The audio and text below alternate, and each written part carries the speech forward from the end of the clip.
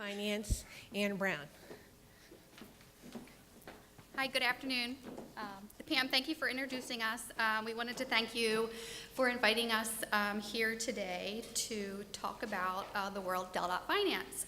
Ann Brown, our new Assistant Director of Finance, and she is now overseeing our Budgets and Programs unit. I did want to add a disclaimer. We really wanted to make this presentation fun and stimulating, but we're a little bit limited here because we are talking about finance and budget. So while Ann and I may find it very exciting, we understand that you guys are just looking forward to the cookie after we're done. Okay, so during the presentation, we will review the Transportation Trust Fund that essentially oversees and manages our department's revenue resources. We will take a look at how the resources are allocated to both our operating and our capital program. We will then move on to review our 19 budget proposal and take a quick look at our federal funding allocation. I will then turn it over to Ann, and she will review our capital transportation program for you. Pam. Green is forwarding. Okay. Sorry. And All then right. the red is back. Gotcha. And then the green is the laser. Thank you. Sorry. That's okay. Okay, so in 1987, the Transportation Trust Fund was created within the Delaware Transportation Authority. The purpose of the trust fund was to facilitate a unified transportation system for the state of Delaware. The Transportation Trust Fund was able to broaden financing powers, consolidate, and dedicate transportation-related resources. Our trust fund is the state's financing vehicle for all transportation-related expenditures. It is important to remember that the Transportation Trust Fund is self-supporting and does not rely on the general fund. This slide is a good visual of how our resources come into the Transportation Trust Fund and then how they are allocated.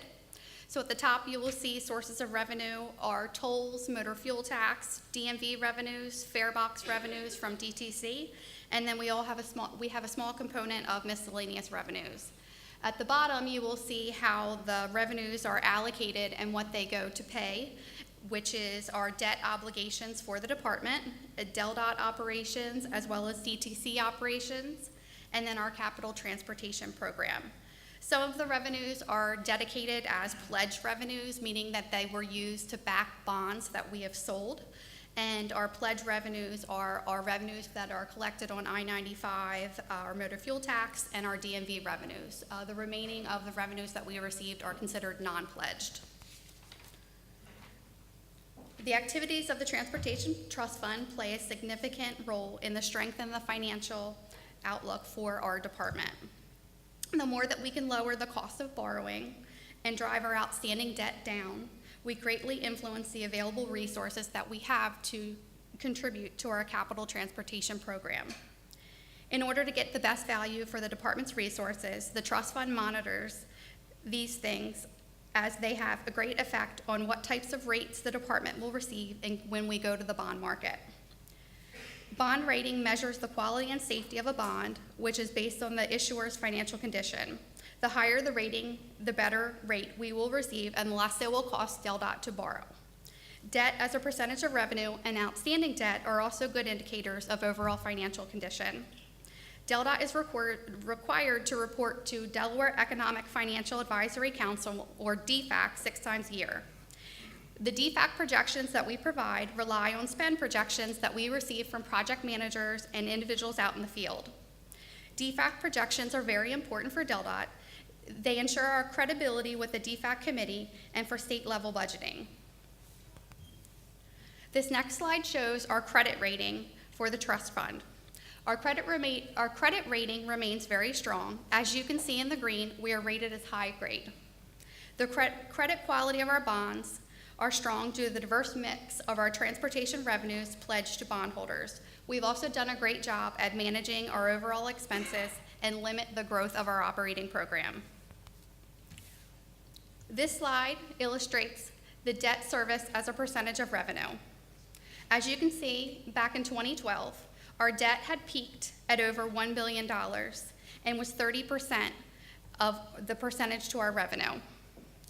Since then, we've been able to lower our debt by nearly $500 million, and we're down to approximately 20%. This has saved us over $23 million each year in debt service. The red line demonstrates the additional debt that the department incurred when we took on the US 301 project. So for a short term, we'll be over our 20%, but once we begin to pay down the loan, we'll drop back down to our 20% by 2024. This next slide shows our flow of funds. It shows the pledged and non-pledged revenues that come into the trust fund. It then shows you how those revenues are allocated. The revenues are first allocated to debt service. Then we pay for our DelDot operating and DTC operating expenditures, and what is remaining goes towards our capital program. You may ask what the difference between an operating and a capital expenditure is. Operating expenditures are day-to-day expenditures that are incurred, or in other words, the expenses associated with the functioning of our business. DelDot's assets are things such as roadways, infrastructure, bridges, signs, signals.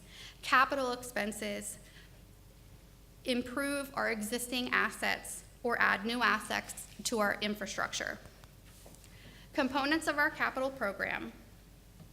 They are our state resources, our bond proceeds, federal funds, and third-party contributions. For fiscal year 19, we are projected to bring in $907.5 million in revenues through our Transportation Trust Fund. Toll revenues are projected to bring in $202 million, combining I-95 and SR1. Motor fuel tax is projected to bring in $132.1 million, and now DMV has surpassed toll revenues and is projected to generate over $215 million this year. You will also see listed our fare box revenues, bond proceeds, and miscellaneous revenue, as well as the federal funding component of our program. This slide illustrates how we will use the $907 million in fiscal year 2019. $94 million will be allocated to debt service payment. $157.8 is for DelDot operations. We do receive a small amount from the general fund of $5 million. DTC operations are estimated to be $117.8 million. $257.1 million is the state capital investment, and $275.3 million will be the federal funding component. Now we'll take a look more in depth at our operating program. For fiscal year 19, our operating uses are our DTC subsidy of $90 million, personnel 91.2, and that is for DelDot alone, debt service of 94.5. We do have $10 million allocated to our snow and storm program, and then 61.5 is for our operating program, which are things such as contractual services, travel, energy, and supplies. This next slide shows you the operating budget trend going back to 2014.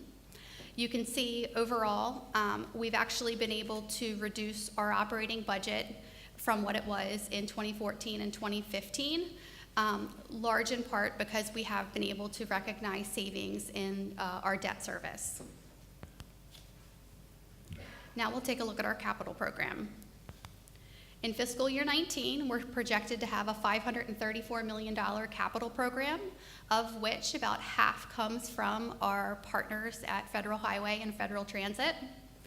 28%, or $150 million, will be spent on roadway improvements on state roads and bridges.